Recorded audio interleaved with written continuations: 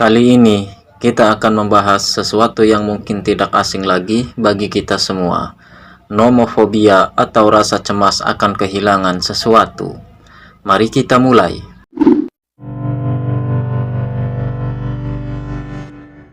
Tidak bisa dipungkiri, zaman sekarang teknologi sudah menjadi bagian penting dalam hidup kita, bahkan membuat kita khawatir ketika kita tidak memiliki smartphone. Jangan khawatir, kita akan mencari cara mengatasi nomofobia ini secara santai tapi bermanfaat. Simak baik-baik.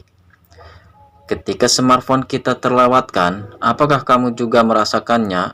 Dalam dunia yang semakin terkoneksi, kekhawatiran akan kehilangan smartphone atau nomofobia adalah hal yang umum terjadi pada banyak orang. Tapi, apakah kamu tahu dampak negatif yang bisa ditimbulkannya? Pertama, mengenali nomofobia. Apa itu nomofobia dan mengapa hal ini begitu umum terjadi pada banyak orang? Nomofobia atau singkatan dari no mobile phone phobia adalah sesuatu kecemasan atau ketakutan yang berlebihan akan kehilangan atau terpisah dari smartphone. Kita hidup di era di mana smartphone telah menjadi salah satu barang yang paling penting dan tidak terpisahkan dari kehidupan kita. Dari bangun tidur hingga tidur lagi, kita selalu berada di dekat smartphone. Bahkan untuk beberapa orang, kehilangan smartphone mereka terasa seperti kehilangan bagian dari diri mereka sendiri.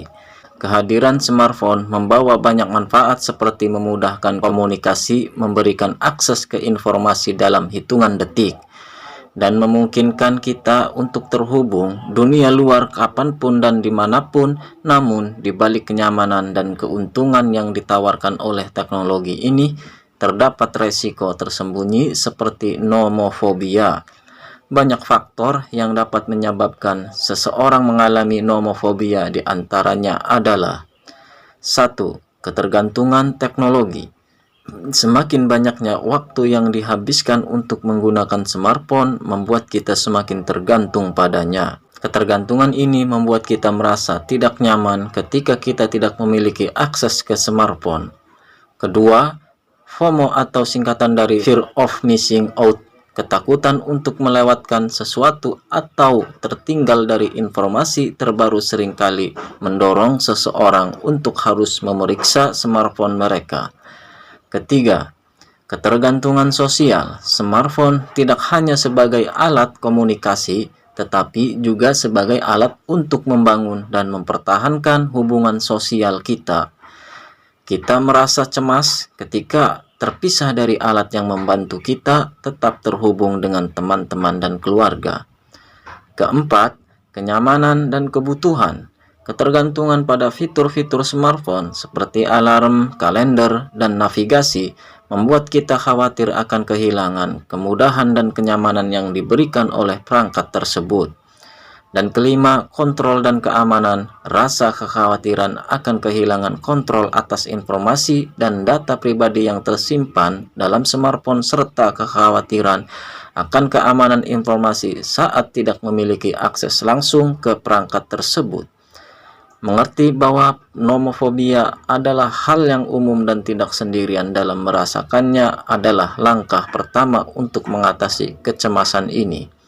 Dan dengan menyadari bahwa banyak orang juga mengalami hal yang sama, kita dapat merasa lebih nyaman dan mampu mengatasi segala nomofobia dengan lebih efektif. Jadi, mari kita lanjutkan dampak negatif nomofobia. Tahap berikutnya, dampak negatif nomofobia.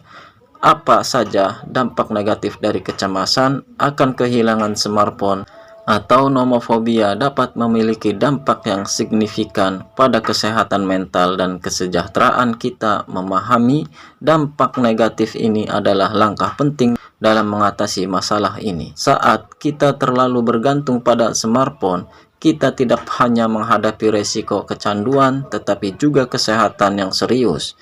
Mari kita lihat beberapa dampak negatif yang mungkin terjadi akibat nomofobia.